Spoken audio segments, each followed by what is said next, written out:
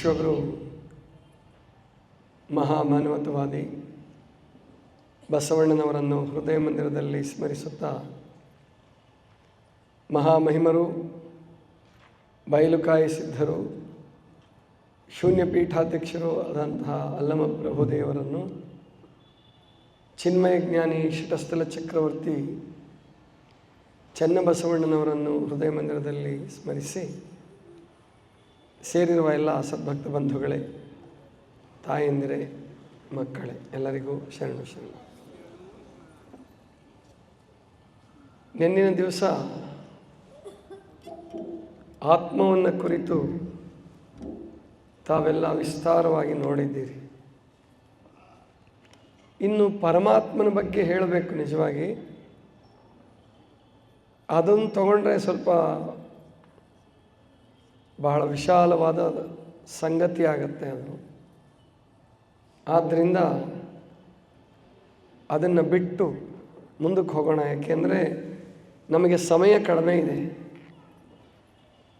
ಇನ್ನು ಇವತ್ತಿಂದು ಮುಗಿದ್ರೆ ಇನ್ನು ಕೇವಲ 11 ದಿವಸ, ಅದರಲ್ಲಿ ಪ್ರವಚನ 10 ದಿವಸ ಮಾತ್ರ. ಕೊನೆಯ ದಿವಸ ಮುಕ್ತಾಯ ಸಮಾರಂಭ. ಮುಕ್ತಾಯ ಸಮಾರಂಭದ ಕಾರ್ಯಕ್ರಮಗಳೇ ಬೇರೆ ಆಗ್ತವೆ. ಇವತ್ತು ಬಹಳ ಮುಖ್ಯವಾದ ಒಂದು ವಿಷಯ ತಗೊಳ್ತಾ ಇದ್ದೀನಿ. ಆ ವಿಷಯಕ್ಕೆ ಹೋಗೋದಕ್ಕೆ ಮುಂಚೆ ಒಂದು ಸಣ್ಣ ಪ್ರಶ್ನೆ. ಆ ಪ್ರಶ್ನೆಗೆ ನೀವು ಉತ್ತರ ಕೊಡ್ತೀರಾ ಅಂತ ಅನಿಸುತ್ತೆ. ಆದರೆ ಇದೇನಪ್ಪ ಇಷ್ಟು ಸಣ್ಣ ಪ್ರಶ್ನೆ ಕೇಳ್ತಾರಲ್ಲ ನಮಗೆ ಅನ್ನಂಗೆ ಆಗತ್ತೆ. ಬಹಳ ಸಣ್ಣ ಪ್ರಶ್ನೆ ಅದು. ಕೇಳಲ್ಲ ಬೇಡವಾ? ಕೇಳ್ಬಿಡ್ಲಾ? ಆಕಾಶ ಎಲ್ಲಿದೆ? ಎಲ್ಲಿ? ಓ, ಎಲ್ಲ ಕಡೆ ಇದೆಯಾ? ಸಾಮಾನ್ಯ ಪರವಾಗಿಲ್ಲ, ನೀವೆಲ್ಲ ಅಂದರೆ ತತ್ವಜ್ಞಾನ ಗೊತ್ತಿರೋರು ಇದ್ದಾರ. ಸಾಮಾನ್ಯವಾಗಿ ಆಕಾಶ ಎಲ್ಲಿದೆ ಅಂದ್ಕೂಡಲೇ ಎಲ್ಲರೂ ಉತ್ತರ ಮೇಲಿದೆ ಅಂತ ಹೇಳ್ತಾರೆ. ಹೌದಾ? ಬಹಳ ಜನ ಇಲ್ಲಿ ಬಸವ ಕಲ್ಯಾಣದವ್ರು ನೀವು ಭಾಳ ಭಕ್ತಿವಂತರು, ಶರಣರು, ಅನುಭವಗೋಷ್ಠಿ ನಡೆಸಿದವರು, ಅನುಭವ ಮಂಟಪ ಕಟ್ಟಿದವರು, ಕಟ್ತಾ ಇರೋರು. ಹಿಂಗಾಗಿ ನೀವೆಲ್ಲ ನಿಮಗೆ ಆಕಾಶ ಎಲ್ಲಿದೆ ಅಂತ ಗೊತ್ತಪ್ಪ. ನಮ್ಮ ಕಡೆ ಹಾಸನ ಜಿಲ್ಲೆಗೆ ಬಂದು ಕೇಳಿದರೆ, ಧಾರವಾಡ ಜಿಲ್ಲೆಗೂ ಅಲ್ಲ, ನಾನು ಹುಟ್ಟಿದ್ದು ಹಾಸನ ಜಿಲ್ಲೆ. ಹಾಸನ ಕಡೆ ಬಂದು ಕೇಳಿದ್ರೆ ಆಕಾಶ ಎಲ್ಲಿದೆ, ನಿಮಗೇನು ತಲೆ ಕೆಟ್ಟಿದೆ ಅಂತಾರೆ. ನಮಗೆ ಮೇಲಿಲ್ಲದೆ ಇನ್ನೆಲ್ಲಿರುತ್ತೆ ರೀ, ಆಕಾಶ ಮೇಲಿದೆ ಅಂತಾರೆ. ಹೋಗಲಿ ಬಿಡಿ. ಇನ್ನೂ ಒಂದು ಸಣ್ಣ ಪ್ರಶ್ನೆ, ಎರಡನೇದು. ಆಕಾಶದ ಬಣ್ಣ ಏನು? ಆಕಾಶದ ಬಣ್ಣ ನನಗಂತೂ ಕಾಣಿಸಲ್ಲ. ನೀವು ಕಣ್ಣು ಕಾಣೋರು ಹೇಳಿ. ಆಕಾಶದ ಬಣ್ಣ ನೀಲಿ ಬಣ್ಣನ? ನೋಡಿ, ಅವ್ರು ಹೇಳ್ತಾರೆ ಬಣ್ಣ ಇಲ್ಲ. ನೀಲಿ ಬಣ್ಣ ಕಾಣಿಸುತ್ತೆ, ಅದನ್ನು ಯಾರೂ ಬಳದಿಲ್ಲ. ಆಕಾಶಕ್ಕೆ ಬಣ್ಣ ಬೆಳೆಯೋಕ್ಕೆ ಬರೋಲ್ಲ. ನೀಲಿ ಬಣ್ಣ ಕಾಣೋದು ಅದು ಆಕಾಶದ್ದಲ್ಲ. ಅದು ಓಝೋನ್ ಲೇಯರ್ ಮೂಲಕ, ಓಝೋನ್ ಪದರದ ಮೂಲಕ ಸೂರ್ಯನ ಕಿರಣಗಳ ಹಾದು ಬರುವಾಗ ಆ ಥರ ಕಾಣಿಸ್ತದೆ ನಮಗಷ್ಟೆ. ಆದರೆ ವಾಸ್ತವಿಕವಾಗಿ ಗಾಳಿಗೆ ಬಣ್ಣ ಇಲ್ಲ. ಇನ್ನು ಆಕಾಶಕ್ಕೆ ಎಲ್ಲಿಂದ ಬಣ್ಣ ತರ್ತೀರಿ? ಹಾಗಾದರೆ ನೆನೆ ಹೇಳ್ತಿದ್ನಲ್ಲ, ಷಡಂಗಗಳು ಯಾವ್ಯಾವುದು ಒಂದು ಸರಿ ಹೇಳ್ಬಿಡ್ತೀರಾ? ಮೊದಲನೇದು ಪೃಥ್ವಿ, ಅಪ್, ತೇಜ, ವಾಯು, ಆಕಾಶ. ಕೊನೆಯದು ಆತ್ಮ. ಅದನ್ನೇ ಮೊದಲೇ ಹೇಳ್ಬಿಟ್ಟಿದ್ದೀನಿ ನಿನ್ನೆ. ಈ ಪಂಚಭೂತಗಳು ನಮ್ಮೊಳಗೂ ಇದ್ದಾವೆ. ಗೊತ್ತಿದೆಯಾ ನಿಮಗೆ? ಆಕಾಶ ನಮ್ಮೊಳಗಡೆ. ಮೊದಲು ಪೃಥ್ವಿಯಿಂದ ಹೋಗೋಣ, ಕೆಳಗಡೆಯಿಂದ ಹೋಗೋಣ. ಪೃಥ್ವಿ ತತ್ವ ನಮ್ಮೊಳಗಡೆ ಇದೆಯಾ? ಯಾವ ರೂಪದಲ್ಲಿದೆ ಅಂತ ಹೇಳ್ಬೋದಾ? ಎಲುಬು. ಗುಡ್. ಒಟ್ಟು ಘನವಾದ ತತ್ವ ಏನಿದೆಯಲ್ಲ, ಎಲುಬು, ಚರ್ಮ, ಮಾಂಸ, ಹಲ್ಲುಗಳು, ಉಗುರುಗಳು, ಕೂದಲು, ಇದೆಲ್ಲ ಯಾವ ತತ್ವ? ಇದು ಪೃಥ್ವಿ ತತ್ವ. ಜಲತತ್ವ ಇದೆಯಾ? ಸುಲಭ ಗೊತ್ತಾಗುತ್ತೆ. ಪೃಥ್ವಿ ತತ್ವ ಗೊತ್ತಾದ ಮೇಲೆ ಜಲತತ್ವ ನಮ್ಮ ಒಳಗಡೆ ಇದೆ. ರಕ್ತದ ರೂಪದಲ್ಲಿದೆ. ರಸ, ಲಾಲಾರಸದಿಂದ ಹಿಡ್ಕೊಂಡು ಜಠರ ರಸದವರೆಗೆ ಸುಮಾರು 5,000 ರೀತಿಯ ಕಿಣ್ವಗಳು, ಎನ್ಸೈಮ್ಸ್ ಆ್ಯಂಡ್ ಜ್ಯೂಸಸ್, ರಸಗಳು ಬಿಡುಗಡೆ ಆಗುತ್ತೆ ಅಂತ ತಿಳ್ಕೊಂಡು ನಾವು ಅಭ್ಯಾಸ ಮಾಡ್ತೀವಿ. ಇನ್ನೂ ಜಾಸ್ತಿನೂ ಇರ್ಬೋದು. ಪಿತ್ತರಸ ಅದು ರಸನೇ. ಜಠರ ರಸ, ಹಾಲರಸ ಅಂತ ಒಂದಿದೆ, ಗೊತ್ತಾಯ್ತಲ್ಲ. ಅಂದರೆ ನಮ್ಮ ಶರೀರದಲ್ಲಿ ರಕ್ತ ಇದೆ, ಸುಮಾರು 5-5.5 ಲೀಟರ್ ರಕ್ತ ಇದೆ ಅಂತ ಹೇಳ್ತಾರೆ. ಅದು ದ್ರವ ರೂಪದಲ್ಲಿದೆ. ರಸ ಆಯಿತು, ಇದೆಲ್ಲ ಆಯ್ತಲ್ಲ, ಜಲ, ಪೃಥ್ವಿ ಆಯಿತು, ಜಲ ಆಯಿತು. ಮೂರನೇದು ಅಗ್ನಿ. ಅಗ್ನಿ ತತ್ವ ಇದೆಯಾ? ಯಾವ ರೂಪದಲ್ಲಿದೆ? ಅಗ್ನಿ ತತ್ವ ಯಾವ ರೂಪದಲ್ಲಿದೆ? ಹಸಿವು, ತೃಷೆ, ನಿದ್ರೆ, ಹಸಿವು, ಬಾಯಾರಿಕೆ, ಈ ಅರಿಷಡ್ ವರ್ಗಗಳು ಅಂತಿದ್ದಾವಲ್ಲ, ಕಾಮ, ಕ್ರೋಧ, ಲೋಭ, ಮೋಹ, ಮದ, ಮತ್ಸರಗಳು, ಇವು ಅಗ್ನಿತತ್ವನೇ ಇವು. ಅದಕ್ಕೆ ಮತ್ಸರ ಅಂದ ಕೂಡಲೇ ಹೇಳ್ತಿರ್ತೀರಿ ನೀವು. ಏನಂತೀರಿ ಮತ್ಸರಕ್ಕೆ? ಏನಂತೀರಿ? ಹೊಟ್ಟೆ ಕಿಚ್ಚು. ಕಿಚ್ಚು ಅಂದ್ರೇನು? ಬೆಂಕಿ, ಹೌದಲ್ವಾ? ಅಂದರೆ ನಮ್ಮಲ್ಲಿ ಅಗ್ನಿತತ್ವ ಇದೆ, ವಾಯುತತ್ವ ಇದೆ, ಪಂಚಪ್ರಾಣ ರೂಪದಲ್ಲಿ ವಾಯುತತ್ವ ಇದೆ. ಪ್ರಾಣ, ಅಪಾನ, ವ್ಯಾನ, ಉದಾನ, ಸಮಾನ. ಇಷ್ಟೇ ಅಲ್ಲ, ಇನ್ನೂ ಉಪವಾಯುಗಳು ಅಂತ ಇದ್ದಾವೆ, 5 ಉಪಪ್ರಾಣಗಳು ಅಂತ ಇದ್ದಾವೆ. ಒಟ್ಟು 10 ಪ್ರಾಣಗಳು, ಮತ್ತು ಇನ್ನೂ ಒಂದು 5 ಮಹಾಪ್ರಾಣಗಳು ಅಂತ ಹೇಳ್ತಾರೆ. ಒಟ್ಟು 15 ರೀತಿ, ಮತ್ತು ಇನ್ನಕ್ಕೆ ಬೇರೆ ಬೇರೆ ರೀತಿಯೂ ಹೇಳ್ತಾರೆ. ಆಯುರ್ವೇದದ ಆಳಕ್ಕೆ ಇಳಿದ್ಬಿಟ್ರೆ 53 ಅಗ್ನಿಗಳು, 49 ವಾಯುಗಳು, ಏನೇನೋ ಇದೆ. ಭಾಳ ಸೂಕ್ಷ್ಮ ಇದೆ. ಅದು ಅಷ್ಟು ನಮಗೆ ಅಗತ್ಯ ಇಲ್ಲ. ಮುಖ್ಯವಾದ ನಾವು ತಿಳ್ಕೊಳ್ಳೋಣ. ಸರಿ, ವಾಯುತತ್ವ ನಮ್ಮೊಳಗಡೆ ಇದೆ ಅಂತಾಯಿತು. ನಿಮ್ಮ ಅನುಭವಕ್ಕೂ ಬರ್ತದೆ, ಎಲ್ಲರ ಅನುಭವಕ್ಕೂ ಬರ್ತದೆ. ಉಸಿರಾಟ ಮಾಡ್ತೀವಿ, ವಾಯುತತ್ವ ಇದೆ. ಪ್ರತಿಯೊಂದು ಕೆಲಸಕ್ಕೂ ಕೈ ಹಿಂಗೆ ನೀಡಬೇಕಾದ್ರೆ ವಾಯುತತ್ವ ಬೇಕು, ಹಿಂಗೆ ಆಡಿಸ್ಬೇಕಾದ್ರೆ ವಾಯುತತ್ವ ಬೇಕು, ಕೂತ್ಕೊಳ್ಳೋದಕ್ಕೆ ಎದ್ದೇಳೋದಕ್ಕೆ ವಾಯುತತ್ವ ಬೇಕು. ಇನ್ನು ಆಕಾಶ ತತ್ವ ಇದೆಯಾ ನಮ್ಮ ಶರೀರದಲ್ಲಿ? ಯಾವ ರೂಪದಲ್ಲಿದೆ? ಸ್ಪೇಸ್. ಎಲ್ಲೆಲ್ಲಿ ಜಾಗ ಇದೆಯೋ ಅದೆಲ್ಲವೂ ಆಕಾಶ. ಕಿವಿ ಒಳಗಡೆ ಆಕಾಶ ಇದೆ, ಬಾಯೊಳಗಡೆ ಆಕಾಶ ಇದೆ, ಮೂಗೊಳಗಡೆ ಆಕಾಶ ಇದೆ, ಕಣ್ಣೊಳಗಡೆ ಆಕಾಶ ಇದೆ, ಹೃದಯದಲ್ಲಿ ಆಕಾಶ ಇದೆ, ಹೊಟ್ಟೆಯಲ್ಲಿ ಆಕಾಶ ಇದೆ. ಈ ನಮ್ಮೊಳಗಡೆ ಇರ್ತಕ್ಕಂಥ ಆಕಾಶ ತತ್ವಕ್ಕೆ ಘಟಾಕಾಶ ಅಂತಾರೆ. ನಮ್ಮೊಳಗಡೆ ಇರೋದಕ್ಕೆ ಅಂತಾರೆ ಘಟ ಅಂದರೆ ಶರೀರ. ಇಲ್ಲಿದೆಯಲ್ಲ, ಈ ಈ ಅಂಗಳದೊಳಗಡೆ ಇದೆ, ಕಾಲೇಜ್ ಒಳಗಡೆ ಇದೆ, ಇದಕ್ಕೆ ಮಠಾಕಾಶ ಅಂತಾರೆ. ಘಟಾಕಾಶ, ಮಠಾಕಾಶ. ಭೂಮಿ ಚಂದ್ರನ ನಡುವೆ, ಭೂಮಿ ಮಂಗಳದ ನಡುವೆ, ಭೂಮಿ ಬುಧನ ನಡುವೆ, ಒಟ್ಟು ಗ್ರಹಗಳ ನಡುವೆ, ನಕ್ಷತ್ರಗಳ ನಡುವೆ ಆಕಾಶ ಇದೆಯಲ್ಲ, ಅದಕ್ಕೇನಂತ ಕರೀತಾರೆ? ಮಹಾ ಆಕಾಶ. ಘಟಾಕಾಶ, ಮಠಾಕಾಶ, ಮಹಾ ಆಕಾಶ. ಒಂದೇ ಆಕಾಶ ತತ್ವ, ಒಂದೇ. ಉಪಾಧಿಯಿಂದ ಮೂರಾಗಿ ತೋರ್ತದಷ್ಟೇ. ಅಷ್ಟೇ ಅಲ್ಲ, ಈಗ ಕೆಲವರೆಲ್ಲ ಅಧ್ಯಯನ ಮಾಡಿದವ್ರು ಹೇಳ್ತಾರೆ ನೋಡಿ, 2 ಬೆರಳು ಇದೆಯಲ್ಲ, ಈ 5 ಬೆರಳು ಹಿಂಗೆ ಮಾಡ್ತೀವಲ್ಲ, ಇಲ್ಲಿ ಆಕಾಶ ತತ್ವ ಇದೆ. ಕೂಡಿಸಿದ್ರೂ ಆಕಾಶ ತತ್ವ ಇದೆ. ಇಲ್ಲಿ ಸ್ಪೇಸ್, ನೀರು ಹೋಗೋಕ್ಕೆ ಜಾಗ ಇದೆಯಲ್ಲ, ಆಕಾಶ ತತ್ವ ಇದೆ. ಜೀವಕೋಶಗಳ ನಡುವೆ ಕೂಡ ಆಕಾಶ ಇದೆ ಅಂತ ಹೇಳ್ತಾರೆ. ತಲೆಯಲ್ಲಿ ಆಕಾಶ ಇದೆ, ಕೂದಲ ನಡುವೆ ಆಕಾಶ ಇದೆ. ಎಲ್ಲೆಲ್ಲಿ ಅವಕಾಶ ಇದೆಯೋ, ಸ್ಪೇಸ್ ಇದೆಯೋ, ಅದೆಲ್ಲವೂ ಆಕಾಶ. ಇವಾಗ ಪಂಚಭೂತಗಳ ವ್ಯತ್ಯಾಸದಿಂದನೇ ಕಾಯಿಲೆ ಅಂತ ಬಸವಣ್ಣವ್ರು ಹೇಳೋದು. ಒಂದು ವಚನ ನೋಡ್ತಿದ್ವಲ್ಲ ಬಸವಣ್ಣವ್ರು, ಒಡಲುಗೊಂಡು ಹುಟ್ಟಿದ ಘಟಕ್ಕೆ ಅಷ್ಟೋತ್ತರ ಶತವ್ಯಾಧಿ, ಅದಕ್ಕೆ ನಾನಾ ಔಷಧಿಯ ತಂದು ಹೊರೆವರು, ನಾನು ಆ ಪರಿಯಲ್ಲಿ ಹೊರೆಯನು, ಅದೇನು ಕಾರಣವೆಂದಡೆ ಭವರೋಗ ವೈದ್ಯ ಭವಾರನೆಂಬ ಬಿರುದು ನಿಮ್ಮದಾಗಿ, ಕೂಡಲ ಸಂಗಮ ದೇವ ನಿಮ್ಮ ಪುರಾತನರ ಪ್ರಸಾದವಲ್ಲದೆ ಅನ್ಯ ಕೊಂಡಡೆ ನಿಮ್ಮಾಣಿ. ಇಲ್ಲಿ ಪುರಾತನರು ಅಂದರೆ ಪಂಚಭೂತಗಳು, ಪ್ರಸಾದ ಅಂದರೆ ಸಮತೋಲನವಾಗಿರ್ತಕ್ಕಂಥದ್ದು. ಯಾವ್ಯಾವ ಎಷ್ಟೆಷ್ಟಿರಬೇಕೋ ಅಷ್ಟಷ್ಟಿದ್ದರೆ ಅದೇ ಆರೋಗ್ಯ.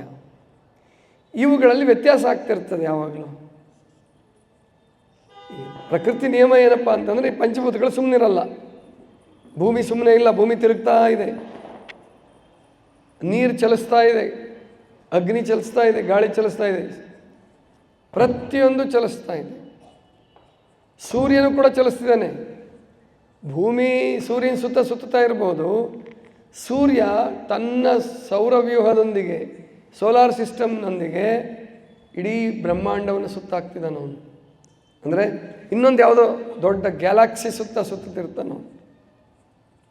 ಅಂದರೆ ಯಾವುದು ಸುಮ್ಮನೆ ಇಲ್ಲ. ಈಗ ನೀವು ಸುಮ್ಮನೆ ಕೂತಿದ್ದೀರಿ, ನಿಮ್ಮ ಶರೀರ ಸುಮ್ಮನೆ ಕೂತಿಲ್ಲ. ನೀವು ಕಲ್ಲಪ್ಪ, ಮಲ್ಲಪ್ಪ, ಹಲಪ್ಪ, ಶಿವಪ್ಪ ಸುಮ್ಮನೆ ಕೂತಿದ್ದೀರಾ ಏನರವತ್ತ ಏನು? ನಿಮ್ಮ ಹೃದಯ ಸುಮ್ಮನೆ ಕೂತಿದೆಯಾ? ನಿಮ್ಮ ಶ್ವಾಸಕೋಶ ಸುಮ್ಮನೆ ಕೂತಿದೆಯಾ? ನಿಮ್ಮ ರಕ್ತ ಸುಮ್ಮನೆ ಕೂತಿದೆಯಾ? 1 ಗಂಟೆ ಒಳಗಡೆ 1 ಗಂಟೆಯಲ್ಲಿ 10 ಸಲ ರಕ್ತ ದೇಹವನ್ನು ಸುತ್ತಾಕುತ್ತೆ. ಇಡೀ ದೇಹವನ್ನು 6 ನಿಮಿಷದಲ್ಲಿ ಪ್ರತಿಯೊಂದು ಹನಿ ರಕ್ತ ಸುತ್ತು ಹಾಕುತ್ತೆ. ಅಂದರೆ ಕಿಡ್ನಿ ಹತ್ರ ಬಂದೇ ಹೋಗ್ಬೇಕದು, ಕಿಡ್ನಿ ಸೋಸಬೇಕು. ಅದಕ್ಕೆ ಒಂದೊಂದು ಅಂಗಾಂಗದ ಮಹತ್ವ ಬಹಳ ಇದೆ. ಕಿಡ್ನಿ ಕೆಲಸ ಮಾಡದೇ ಇದ್ರೆ ಗೊತ್ತಾಗುತ್ತೆ. ಈಗ ಎಷ್ಟೋ ಜನ ಪಾಪ ಡಯಾಲಿಸಿಸಿಂದ ಒದ್ದಾಡ್ತಿದ್ದಾರೆ. 3-4 ತಾಸು 4 ತಾಸು ಸುಮ್ಮನೆ ಮಲ್ಕೊಂಡಿರ್ಬೇಕು, ಒಂದೇ ಮಗ್ಲಲ್ಲಿ ಮಲ್ಕೊಂಡಿರ್ಬೇಕು, ಅಂಗಾತ ಮಲಗಿರ್ಬೇಕು. ಮಷಿನ್ ಎಲ್ಲ ಕಸ ತೆಗಿತಾ ಇರುತ್ತೆ, ರಕ್ತ ಬಂದು ಶುದ್ಧಿ ಆಗಬೇಕು. ಪ್ರತಿಯೊಂದು ಹನಿ ರಕ್ತ ಶುದ್ಧಿ ಆಗಬೇಕು. ಅದನ್ನು ಪರಮಾತ್ಮ ಯಾವ ಗದ್ದಲ ಇಲ್ಲದೆ, ಒಂದು ಡಯಾಲಿಸಿಸ್ ಮಿಷಿನ್ ಎಷ್ಟು ದೊಡ್ಡದಿರ್ತದೆ ಅಂಥದ್ರಲ್ಲಿ ನಮ್ಮಲ್ಲಿ 2 ಡಯಾಲಿಸಿಸ್ ಮಷಿನ್ ಇಟ್ಬಿಟ್ಟಿದ್ದಾನೆ. ಅವನೇ ಪರಮಾತ್ಮನೇ 2 ಡಯಾಲಿಸಿಸ್ ಮಷಿನ್. ಯಾವ ಡಯಾಲಿಸಿಸ್ ಮಷಿನ್ ಅಂದರೆ ಕಿಡ್ನಿಗಳು, ಮೂತ್ರಪಿಂಡಗಳು. ಹೇಳ್ತಾರೆ ತಜ್ಞರು, ವಿಜ್ಞಾನಿಗಳು ಹೇಳ್ತಾರೆ, ಆತ್ಮಜ್ಞಾನಿಗಳು ಹೇಳ್ತಾರೆ, ನಮ್ಮ ಕಿಡ್ನಿಗೆ ಎಷ್ಟು ಶಕ್ತಿ ಇದೆ ಅಂತಂದರೆ, ನಾವು ಆರೋಗ್ಯವನ್ನು ಸರಿಯಾಗಿ ಇಟ್ಕೊಂಡ್ರೆ 300 ವರ್ಷ ಕೆಲಸ ಮಾಡುವ ಶಕ್ತಿ ಇದೆಯಂತೆ. 300 ವರ್ಷ ಕೆಲಸ ಮಾಡುವ ಶಕ್ತಿ ಇದೆ. 300 ವರ್ಷ ಬೇಡ ರೀ, ಕೊನೆ ಪಕ್ಷ 100 ವರ್ಷನಾದರೂ ಚೆನ್ನಾಗಿ ಕೆಲಸ ಮಾಡಿಸ್ಬಾರ್ದು ಅವುಗಳ ಹತ್ರ. ಎಷ್ಟು ಅಬ್ನಾರ್ಮಲ್ ಲೈಫ್ ಲೀಡ್ ಮಾಡ್ತಿದ್ದೀವಿ ನಾವೆಲ್ಲ, ಎಷ್ಟು ಅಪ್ರಾಕೃತಿಕವಾದಂಥ ಜೀವನವನ್ನು ನಡೆಸ್ತಾ ಇದ್ದೀವಿ ನಾವು ಅಂತಂದರೆ, ಕಿಡ್ನಿ ಹಾಳು ಮಾಡ್ಕೊಳ್ತೀವಿ, ಶ್ವಾಸಕೋಶ ಹಾಳು ಮಾಡ್ಕೊಳ್ತೀವಿ. ಮುಖ್ಯವಾಗಿ ಆಹಾರದಲ್ಲಿ ವ್ಯಾಯಾಮ ರಹಿತ ಜೀವನ, ಕಾಯಕ ರಹಿತ ಜೀವನ ಇದೆಯಲ್ಲ, ಅದು ನಮಗೆ ತುಂಬ ದೊಡ್ಡ ತೊಂದರೆ ಕೊಡ್ತಾ ಇದೆ. ಅದಕ್ಕೆ ಈ ಪಂಚಭೂತಗಳ ನಿಯಮ ಏನಪ್ಪ ಅಂದರೆ ಸುಮ್ಮನಿರಲ್ಲ ಇವು, ಗೊತ್ತಾಯ್ತಲ್ವಾ? ಈಗ ಭೂಮಿ ತತ್ವ, ಶರೀರಕ್ಕೆ ನಾವೀಗ 5 ಸಪ್ಲೈ ಮಾಡ್ತಿರ್ಬೇಕು, ಆಗಾಗ ಸರಬರಾಜು ಮಾಡ್ತಿರ್ಬೇಕು. ಪೃಥ್ವಿ ತತ್ವವನ್ನು ಯಾವ ರೂಪದಲ್ಲಿ ಕೊಡ್ತೀರಾ? ಯೋಚನೆ ಮಾಡ್ಬೋದಾ? ದಿವಸ ಕೊಡ್ತಿರ್ತೀರ ಪೃಥ್ವಿ ತತ್ವವನ್ನು, ಯಾವ ರೂಪದಲ್ಲಿ ಕೊಡ್ತಾ ಇದ್ದೀರಾ? ಆಹಾರದ ರೂಪದಲ್ಲಿ. ಪೃಥ್ವಿ ತತ್ವವನ್ನು ಯಾವ ರೂಪದಲ್ಲಿ ಕೊಡ್ತೀರಾ? ಆಹಾರದ ರೂಪದಲ್ಲಿ ಕೊಡ್ತೀರಾ. ಜಲತತ್ವವನ್ನು ಬರೀ ನೀರು ಅಷ್ಟೇನಾ? ನೀರು, ಎಳನೀರು, ಜ್ಯೂಸು, ಹಣ್ಣಿನ ರಸಗಳು, ಮಜ್ಜಿಗೆ, ಮೊಸರು, ಹಾಲು, ತಲೆ ಕೆಟ್ಟರೆ ಆಲ್ಕೋಹಾಲು, ಅಂದರೆ ಈ ಎಲ್ಲ ರೂಪದಲ್ಲೂ ದ್ರವತತ್ವ ಕೊಡ್ತಾ ಇರ್ತೀರಲ್ಲ, ಅಂದರೆ ಇದು ಜಲತತ್ವ. ಅಗ್ನಿತತ್ವ ಕೊಡ್ತೀರಾ? ಯಾವ ರೂಪದಲ್ಲಿ ಕೊಡ್ತೀರಾ ಅಗ್ನಿತತ್ವನ? ಅಗ್ನಿತತ್ವ ಯಾವ ರೂಪದಲ್ಲಿ ಕೊಡ್ತೀರಾ ಗೊತ್ತಿಲ್ವಾ? ಚಳಿ ಆಯಿತು ಅಂದರೆ ಏನು ಮಾಡ್ತೀರಾ? ಬೆಚ್ಚಗೆ ಒದ್ಕೊಂಡು ಮಲ್ಕೊತೀರಾ? ಕಿಟಕಿ ಎಲ್ಲ ಬಂದ್ ಮಾಡ್ತೀರಾ? ಇಲ್ಲ ಎಳೆ ಬಿಸಿಲು ಬರ್ತಿದ್ರೆ ಬಿಸಿಲು ಕಾಯಿಸಿ ಖುಷಿ ಪಡ್ತೀರಾ? ಆ ಚಳಿಗಾಲದಲ್ಲಿ ಎಳೆ ಬಿಸಿಲು ಕಾಯಿಸೋದಿದೆಯಲ್ಲ, ಆ ಸುಖದ ಮುಂದೆ ಇನ್ಯಾವ ಸುಖ ಇದೆ ರೀ ಅಲ್ವಾ? ಯಾವುದಿದೆ ಸುಖ? ಅದ್ಭುತ ಅದು ಅಲ್ವಾ? ಅಗ್ನಿತತ್ವವನ್ನು ಬಿಸಿಲು ಕಾಯಿಸೋದ್ರ ಮೂಲಕ, ನಿದ್ದೆ ಮಾಡೋದ್ರ ಮೂಲಕ, ಅಗ್ನಿ ಏನೋ ಜಾಸ್ತಿ ಆಗಿಬಿಟ್ಟಿರುತ್ತೆ, ಆರಾಮಾಗಿ ಮಲ್ಕೊಂಡು ಚೆನ್ನಾಗಿ ಗೊರಕೆ ಹೊಡೆದು ಗಾಳಿ ಆಕ್ಸಿಜನ್ ತಗೊಂಡು ನೀವು ನಿದ್ದೆ ಮಾಡಿ ಆಕ್ಸಿಜನ್ ಜಾಸ್ತಿ ತೊಗೊಂಡು ಅಗ್ನಿತತ್ವ ಕಡಿಮೆ ಮಾಡ್ಕೊತೀರಾ. ಯೋಗಿಗಳು ಪ್ರಾಣಾಯಾಮ ಮಾಡಿ ಧ್ಯಾನದ ಮೂಲಕ ಅಗ್ನಿಯನ್ನು ಜಾಗೃತಿ ಮಾಡಿಕೊಂಡು ಅದ್ಭುತವಾದಂಥ ಆನಂದವನ್ನು ಅನುಭವಿಸ್ತಾರೆ ಅವರು. ಅಗ್ನಿತತ್ವ ಕೊಡ್ತೀವಿ. ವಾಯುತತ್ವವನ್ನು ಯಾವ ರೂಪದಲ್ಲಿ ಕೊಡ್ತೀರಾ? ಉಸಿರಾಟದ ಮೂಲಕ, ಪ್ರಾಣಾಯಾಮದ ಮೂಲಕ, ವ್ಯಾಯಾಮ ಮಾಡೋದ್ರ ಮೂಲಕ ವಾಯುತತ್ವವನ್ನು ನಮ್ಮ ಶರೀರಕ್ಕೆ ಕೊಡ್ತೀವಿ. ಆಕಾಶ ತತ್ವ ಹೆಂಗೆ ಕೊಡ್ತೀರಾ? ಗೊತ್ತಿಲ್ಲ ಅಲ್ವಾ? ಆಕಾಶ ತತ್ವ ಒದಗಿಸ್ತೀರಾ ಇಲ್ವೋ ನಿಮ್ಮ ಶರೀರಕ್ಕೆ? ಒದಗಿಸಲ್ಲ. ಅದಕ್ಕೆ ಇಷ್ಟು ಕಾಯಿಲೆ ಬಂದಿರೋದು. ಆಕಾಶ ತತ್ವದ ಬಗ್ಗೆ ತಿಳ್ಕೊಳ್ಳಾರ್ದಕ್ಕೆ, ಆಕಾಶ ತತ್ವದ ಅಗತ್ಯ ಇದೆ ಅಂತ ಗೊತ್ತಾಗಲಾರದಕ್ಕೆ ಇಷ್ಟೊಂದು ಕಾಯಿಲೆಗಳು ಬಂದಿದೆ. ಆಕಾಶ ತತ್ವ ಯಾವ ರೂಪದಲ್ಲಿ ಕೊಡಬಹುದು? ಉಪವಾಸ. ಯಾವುದ್ರ ಮೂಲಕ? ಉಪವಾಸ. ಕೆಲವರು ಹೇಳ್ತಿರ್ತಾರೆ, ಇಲ್ಲಿ ನಿಮ್ಮೂರಲ್ಲಿ ಯಾರೂ ಆ ಮಾತು ಹೇಳಿಲ್ಲ ಬಿಡಿ. ಇವತ್ತಂತೂ ಸುಮಾರು ಒಂದು 55-56 ಜನ ಬಂದಿರಬೇಕು, ಉಪವಾಸಕ್ಕೆ ಶುರು ಮಾಡಿರಬೇಕು. ಕೆಲವರು ನಾಳೆ ಶುರು ಮಾಡ್ತಾರೆ, ತಗೊಂಡು ಹೋಗಿದ್ದಾರೆ ಇವತ್ತು. ಒಟ್ಟು ಇವತ್ತು ಭಾನುವಾರ ಚೆನ್ನಾಗಿ ಬಳಸ್ಕೊಂಡಿದ್ದೀರಾ. ಇನ್ನು ಪ್ರತಿ ದಿವಸನೂ ಹಿಂಗೆ ಬಳಸ್ಕೊಳ್ಳಿ, ಯಾಕಂದರೆ ಇನ್ನು ಮುಗೀತು. ಒಂದೊಂದು ದಿವಸ ಮುಗಿದ್ರೂ ಕೊನೆಗೆ ಬರೋದಲ್ಲ, ಈಗ ಬೇಗ ಬೇಗ ಬಂದುಬಿಡಿ. ಉಪವಾಸ ಮೂಲಕ ನಾವು ಶರೀರಕ್ಕೆ ಆಕಾಶ ತತ್ವವನ್ನು ಕೊಡ್ತೀವಿ. ಕೆಲವರು ಹೇಳ್ತಾರೆ, ನನ್ನ ಜೀವನದಲ್ಲಿ ಎಂದೆಂದೆಂದೂ ಉಪವಾಸ ಮಾಡಿಲ್ಲ, ಶಿವರಾತ್ರಿಗೂ ಉಪವಾಸ ಮಾಡಿಲ್ಲ, ಏಕಾದಶಿಗೂ ಉಪವಾಸ ಮಾಡಿಲ್ಲ, ಯಾರು ಸತ್ರೂ ನಾನು ಉಪವಾಸ ಮಾಡಿಲ್ಲ, ಕದ್ದೋಗಿ ಹೋಟ್ಲಲ್ಲಿ ಉಂಡು ಬಂದೀನಿ, ನನಗೂ ಉಪವಾಸ ಮಾಡಿಸ್ಬೋದಾ ಅಂತ ಕೇಳ್ತಾರೆ. ನಾನು ಹೇಳ್ತೀನಿ, ಈ ದೇಶದಲ್ಲಿ ಅಥವಾ ಈ ಜಗತ್ತಿನಲ್ಲಿ ಬಸವ ಕಲ್ಯಾಣದಲ್ಲಿ ಉಪವಾಸ ಮಾಡದೇ ಇರೋರು ಯಾರೂ ಇಲ್ಲ. ಉಪವಾಸ ಮಾಡೇ ಮಾಡ್ತೀರ ಎಲ್ಲರೂ. ಹೆಂಗ್ರಿ, ನೀವು ಬರೀ ನಮ್ಮ ಹತ್ರ ಬಂದು ಜೇನುತುಪ್ಪ ತೊಗೊಂಡು ಸ್ಪಿಲ್ನ ತೊಗೊಂಡು ಮಜ್ಜಿಗೆ ಕುಡಿದು ಉಪವಾಸ ಮಾಡ್ತೀರ ಅಂತಲ್ಲ, ನೀವು ಪ್ರತಿನಿತ್ಯ ಉಪವಾಸ ಮಾಡ್ತಾಯಿದ್ದೀರಾ. ಇಂಗ್ಲೀಷಲ್ಲಿ ಬೆಳಗ್ಗೆ ನಾಷ್ಟಕ್ಕೆ ಏನಂತಾರೆ ಗೊತ್ತಿದೆ? ಏನಂತಾರೆ? Break fast. ಬ್ರೇಕ್ ಅಂದ್ರೇನು? ಮುರಿಯೋದು. ಬ್ರೇಕ್ ಅಂದರೆ ಮುರಿಯೋದು, ಫಾಸ್ಟ್ ಅಂದರೆ ಉಪವಾಸ. ರಾತ್ರಿ 12 ಗಂಟೆವರೆಗೂ ಉಂಡು ಮಲಗಿರ್ತಾರೆ ಅವರು. 7-7:15 ಗಂಟೆಗೆ ತಿಂಡಿ ತಿಂತಾರೆ. ಆದರೆ ಅದಕ್ಕೆ ಹೆಸರೇ, ನಾವು ಇಷ್ಟೊತ್ತು ಉಪವಾಸ ಇದ್ವಿ, ರಾತ್ರಿ 10 ಗಂಟೆಯಿಂದ ಬೆಳಿಗ್ಗೆ 7:15 ತನಕ 8 ಗಂಟೆ ತನಕ ಉಪವಾಸ ಇದ್ವಿ, ಈಗ ಬ್ರೇಕಿಂಗ್ ದ ಫಾಸ್ಟ್. ಗೊತ್ತಾಯ್ತಾ? ಬ್ರೇಕ್ ದ ಫಾಸ್ಟಿಂಗ್, ಉಪವಾಸವನ್ನು ಮುಗಿಸ್ತಾ ಇದ್ದೀವಿ ಅಂತ ತಿಂಡಿಗೆ ಹೆಸರಿಟ್ಕೊಂಡಿದ್ದಾರೆ. ಆ ಪ್ರಕಾರ ನೀವು ಹೋದರೆ 8:30 ಒಂದು ಸಾರಿ ಊಟ ಕೊಟ್ಟು 1:30 ತನಕ, 8:30 ತಿಂಡಿ ಕೊಟ್ಟು 1:30 ತನಕ ಉಪವಾಸ, 1:30 5:30 ಸ್ನ್ಯಾಕ್ಸ್ ತನಕ ಉಪವಾಸ, ಸ್ನ್ಯಾಕ್ಸಿಂದ 9:30 10 ಗಂಟೆವರೆಗೆ ಉಪವಾಸ, 10 ಗಂಟೆಯಿಂದ ಬೆಳಗ್ಗೆ 8:30ವರೆಗೆ. ನೋಡಿ, 4 ಸಾರಿ ಉಪವಾಸ ಮಾಡಿದಾರಲ್ಲ. ನೀವೇನು ಕಡಿಮೆ ಇದ್ದೀರಾ? ಅಂದರೆ ಉಪವಾಸ ಮಾಡಲೇಬೇಕು.